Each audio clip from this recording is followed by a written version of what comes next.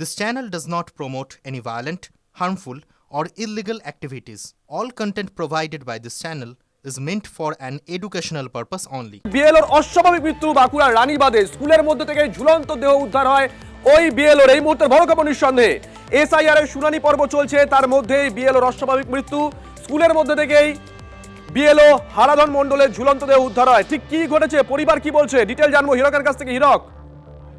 শুভজিৎ, দেখো, সারা রাজ্যে এসআইআর এর যে দ্বিতীয় পর্যায়ে অর্থাৎ এই শুনানি পর্ব শুরু হলেও বাঁকুড়া জেলায় কিন্তু আগামী কাল থেকে এই শুনানি পর্ব শুরু হচ্ছে এবং তার আগেই কিন্তু নিঃসন্দেহে বড় খবর, যেমনটা তুমি বললে, যে বাঁকুড়ার রানীবাঁধ ব্লকের রাজাকাটা গ্রামে সেখানে আজকে তা একটি স্কুল রয়েছে, স্থানীয় প্রাথমিক স্কুল, যে স্কুলে দীর্ঘদিন ধরে প্রাথমিক শিক্ষক হিসাবে, প্রধান শিক্ষক হিসাবে কর্মরত ছিলেন হারাধন মণ্ডল। সেই হারাধন মণ্ডল, যিনি এলাকার বিএলও অর্থাৎ রানীবাঁধ বিধানসভা 206 নম্বর বুথের বিএলও হিসেবে কাজ করছিলেন, তার আজকে ঝুলন্ত দেহ উদ্ধার হয় এবং এই ঘটনাকে কেন্দ্র করে রীতিমতো চাঞ্চল্য তৈরি হয় এলাকায়। পরিবারের তরফ থেকে যেটা দাবি করা হয় যে বিএলওর অত্যধিক চাপের কারণেই এই শিক্ষক আত্মহত্যা করেছেন। পাশাপাশি ঘটনাস্থল থেকে একটি সুইসাইড নোটও পুলিশ উদ্ধার করেছে, যে সুইসাইড নোটে হারাধন মণ্ডল স্পষ্টতই উল্লেখ করেছেন যে বিএলও হিসাবে তিনি আর কাজের চাপ নিতে পারছিলেন না।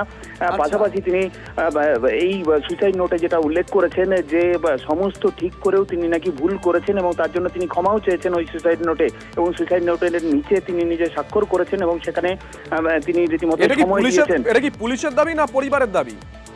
দেখো, পরিবারের তরফে দাবি করা হয়েছে, পরিবারের তরফে দাবি করা হয়েছে এবং যে সুইসাইড নোট ঘটনাস্থল থেকে উদ্ধার হয়েছে সেই সুইসাইড নোট হারাধন মণ্ডলে কিনা সেটা এখনো পর্যন্ত যাচাই করা সম্ভব হয়নি। তবে সুইসাইড নোটে কিন্তু স্পষ্টতই এই বিএলওর চাপের কথা তিনি উল্লেখ করেছেন, তেমনটাই দাবি করা হয়েছে। নজর থাকবে।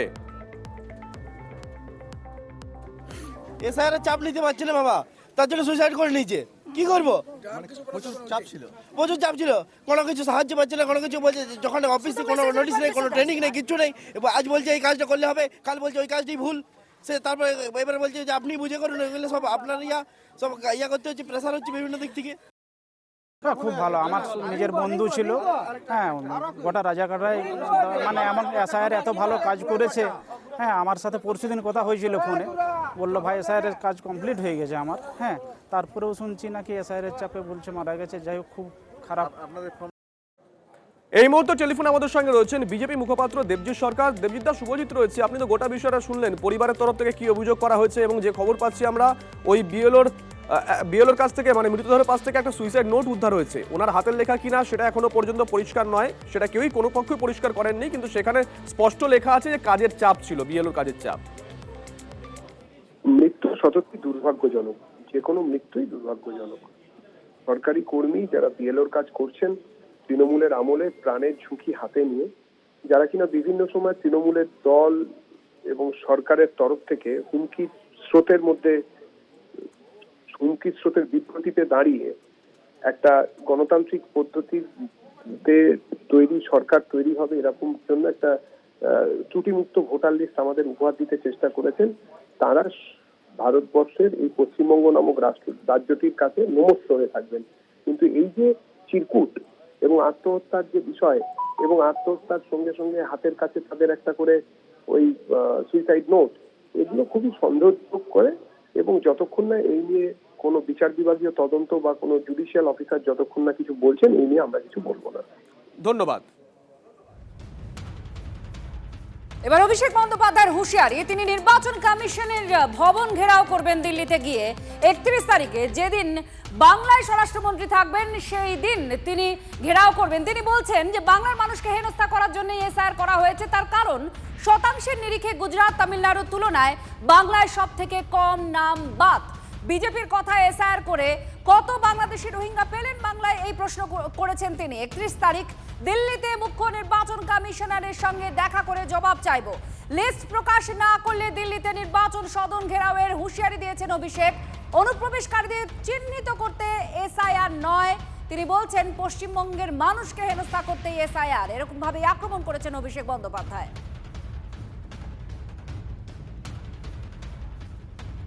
কোন পঞ্চায়েতে বা কোন পুরসভায় কার বাবার নামের সাথে কোথায় মিসম্যাচ হয়েছে এটা তো প্রকাশ করতে হবে। তাহলে তো সংবাদ মাধ্যমের প্রতিনিধিরা কেউ স্টোরি করতে পারে যে আদৌ সেটা রয়েছে কিনা, সেই লিস্টটা কে দেবে? ইলেকশন কমিশন লোকাচ্ছে কেন? কার ভয়ে, কার আদেশে, কার অঙ্গুলি হেলনে? আর আমি 31 তারিখ দিল্লিতে নিজে যাব, আমি নিজে চিফ ইলেকশন কমিশনের সাথে দেখা করে সদুত্তর চাইব।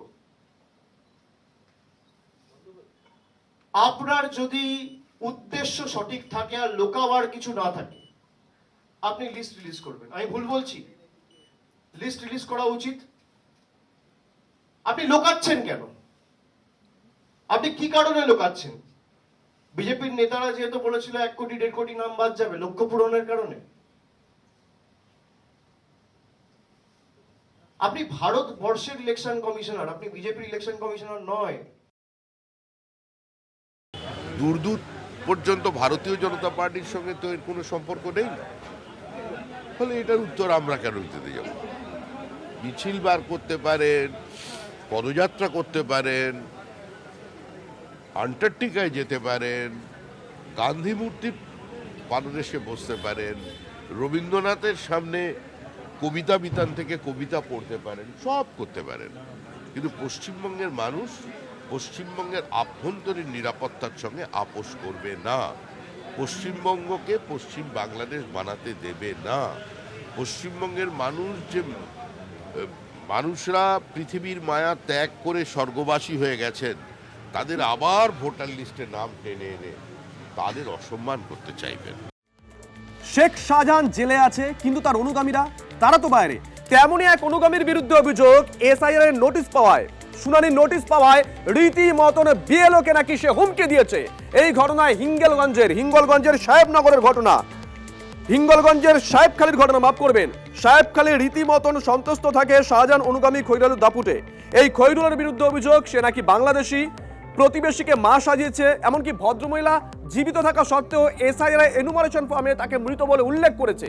এরপরেই তাকে শুনানির জন্য ডাকা হয়, আর ডাক পেয়েই তার বিরুদ্ধে অভিযোগ রীতিমতন হুমকি দিয়েছে বিএলওকে। যে ঠিক আছে আমি দেখে নেবো, দেখছি, এরকম একটা মানে সিচুয়েশন তৈরি করে।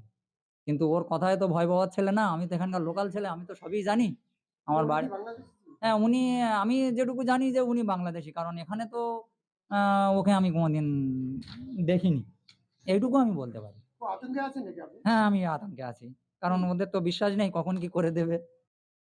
ওর যে মা মৃত আছে বলছে, ওর মা জীবিত, ও মৃত বানিয়ে আমাদের পশ্চিমবাংলায় ও মানে রাজত্ব করার জন্য এখানে ও মিথ্যা সাজিয়ে মানে ভোটার এটাকে সংশোধন করার জন্য ও টিএমসির মদতে টিএমসি দলটা করি।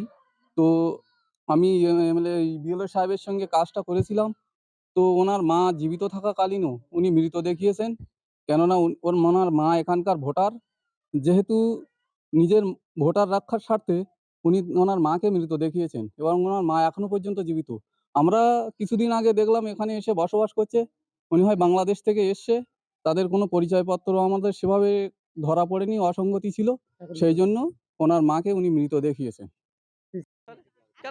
বিএলও বলুক আমার সামনে, বিএলও তো আমি জিজ্ঞেস করলাম যে আমার ফর্ম সাবমিট করবে কেন, বল তুমি অনলাইন করেছো, ইয়ারও সাহেব বলেছে যে অনলাইন যারা করেছে তাও কোনো সাবমিট হবে না, তুমি হিয়ারিং যাবো। আমরা হিয়ারিং এসেছি, আমরা এবারে হিয়ারিং করবো। আমি ইন্ডিয়ান মেয়ে, এর জন্য আমার এই বউ আমার ইন্ডিয়ান মেয়ে, তাহলে ওর বাবা মা এখানে বাড়ি, ওরও বাংলাদেশ করেছে, বাংলা বাবা সাজিয়েছে, কোন জায়গায় বাপের বাড়ি, তাহলে সেটা প্রমাণ করবে বিএলও। আমি সেটা আমরা আমার বাংলাদেশ বাড়ি কিনা সেটা বিএলও মেম্বার করবে, প্রমাণ করবে।